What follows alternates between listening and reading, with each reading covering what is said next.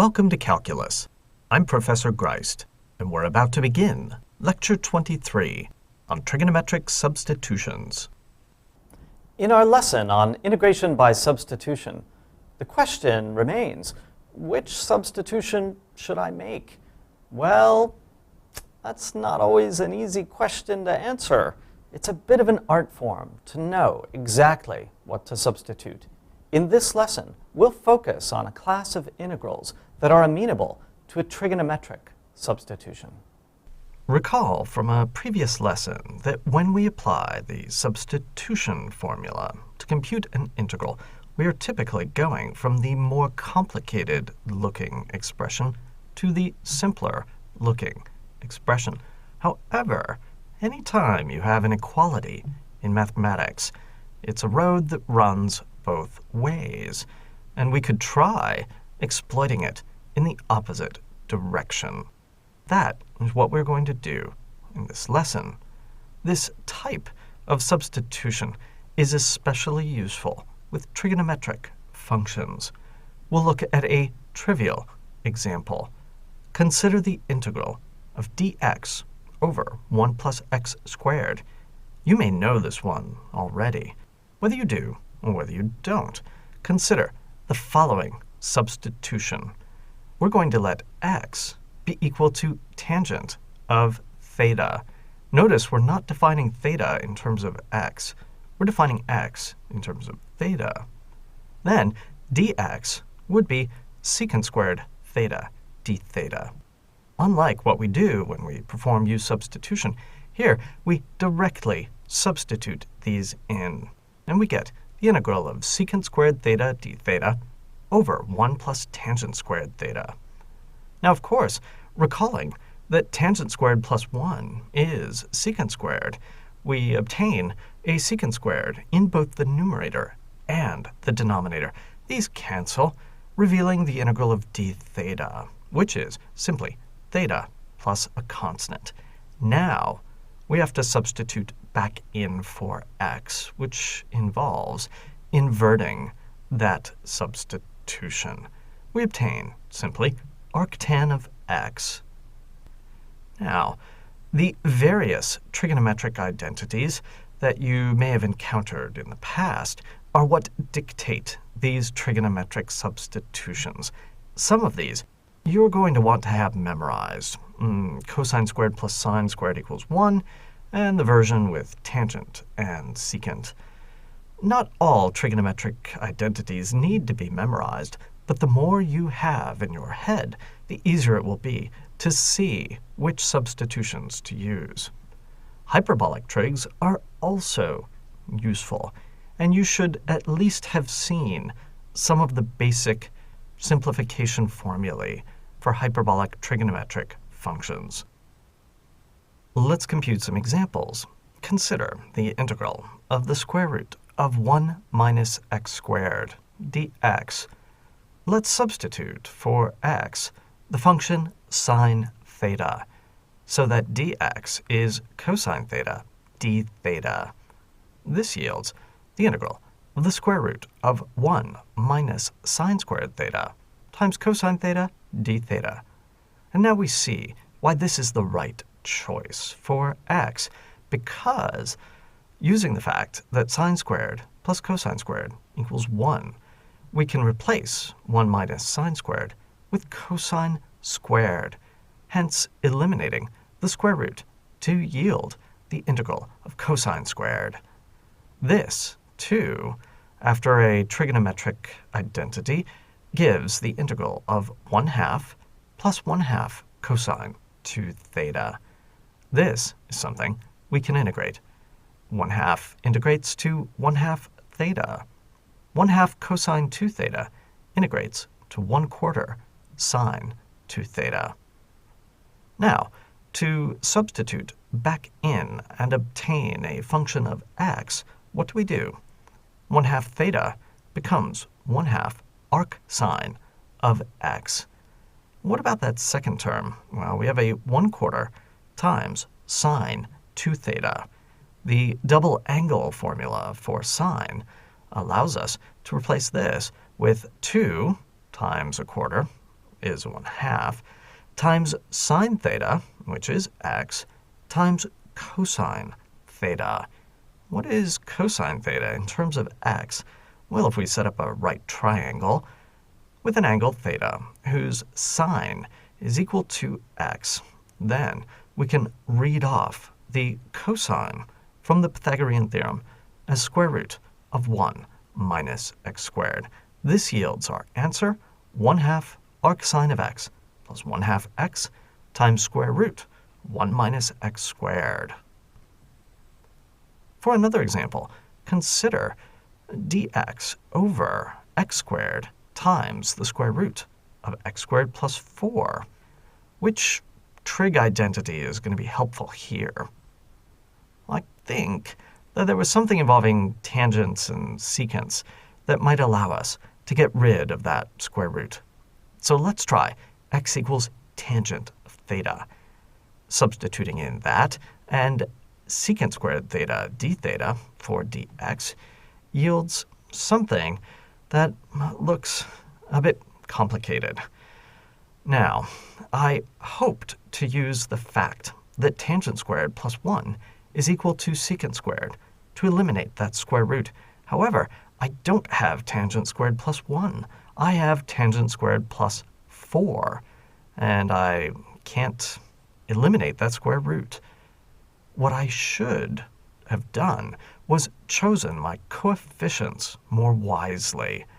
If instead of letting x be tangent theta, if we let x be 2 tangent theta, and replacing dx with 2 secant squared theta, that puts a 4 in front of the tangent squared terms. And now I can factor that 4 out from under the square root, obtaining a 2, canceling, simplifying a little bit. And now I can replace tangent squared plus 1 with secant squared and eliminate that square root. When I do so, I get 1/4 times the integral of secant squared d theta over tangent squared times secant. I can eliminate the secant in the numerator and the denominator and simplify what remains, rewriting in terms of sines and cosines, and we obtain 1/4 the integral of cosine over sine squared. Now, this integral is not going to be so bad. We've done something just like it before. We get, after substituting u equals sine theta, 1/4 the integral of du over u squared. This is negative 1 over 4u plus a constant. Substituting back in for theta, we get negative 1/4 cosecant theta plus a constant. Oh wait, we're still not done. We need our final answer in terms of x.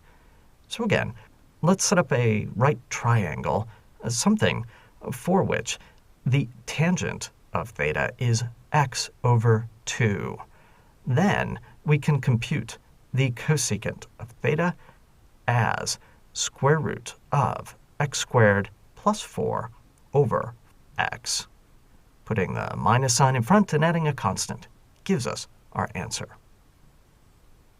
It is sometimes the case that a bit of algebraic simplification can reveal the appropriate substitution to be used.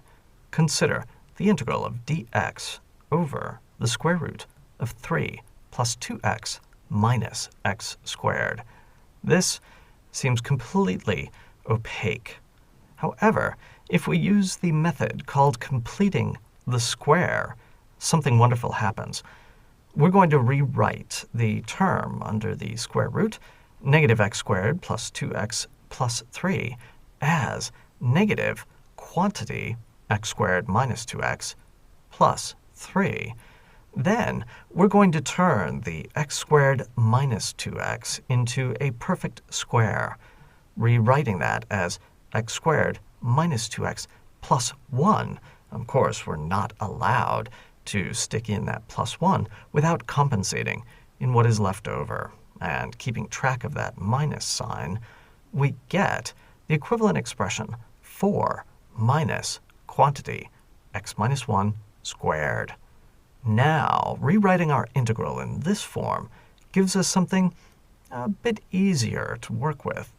The first thing we're going to do is replace that x minus 1 with a u. Du is dx, and so we get simply the integral of du over square root of 4 minus u squared. And now the appropriate trigonometric substitution reveals itself. If we let u be 2 sine theta, then substituting in 2 cosine theta d theta for du, and performing a little bit of simplification yields a nice integral. We can use the fact that cosine squared plus sine squared equals 1 and factor out that conveniently located 4 under the square root to obtain the integral of 2 cosine theta d theta over 2 cosine theta. Those, of course, cancel and yield a trivial integral. Our answer is theta plus a constant. What is that in terms of u? That's just arcsine of u. What is that in terms of x? That is arcsine of quantity, x minus 1. That is a very simple integral that doesn't look anything at all like that integrand. Hyperbolic trigonometric functions are also very helpful. Consider an integral of the form dx over square root of 1 plus x squared. Now, we could have tried using a tangent and secant method. If x is tangent of theta and dx is secant squared of theta, d theta, then using the fact that 1 plus tangent squared equals secant squared and eliminating the square root gives the integral of secant theta d theta. And here I'm stuck. I don't remember how to integrate secant. It always seemed to me that it was a tricky sort of integral. Let's try a different approach. Consider x as the hyperbolic sine of u, so that dx is the hyperbolic cosine. Then this integral is equivalent to the integral of cosh u over square root of 1 plus sinh squared u. Now, keeping in mind that sinh squared plus 1 is cosh squared, this hyperbolic identity, we can eliminate the square root entirely, and we get cosh u over cosh u, which simplifies to the integral of du. That is, u plus a constant, or substituting back in for x, we get the arc hyperbolic sine of x. Wasn't that a simple integral to do? Now, if you pay attention, you see something a bit remarkable here, namely that the integral of secant, something that seems kind of difficult to derive, is in fact the arc hyperbolic sine of the tangent, substituting in tan theta for x. That's a non-trivial result. Now, of course, that's not the integral that you usually see in the back of the book. You usually see log of secant plus tangent. Both of these are correct and indeed equivalent. As a general bit of advice, when you see certain forms having to do mostly with square roots, then taking advantage of the appropriate trigonometric or hyperbolic trigonometric identity prompts a certain substitution, and these will often simplify your integral to something that is very doable. You don't have to necessarily memorize this table, but it's good to have done enough homework problems so that you get an intuition for which substitution is appropriate. Trigonometric and hyperbolic trigonometric functions can be wonderfully useful in substitutions for solving integrals. However, some complexities can arise, as you'll see in the bonus material for this lecture. In our next lecture, we'll consider some methods of integration that are based more on algebraic manipulations.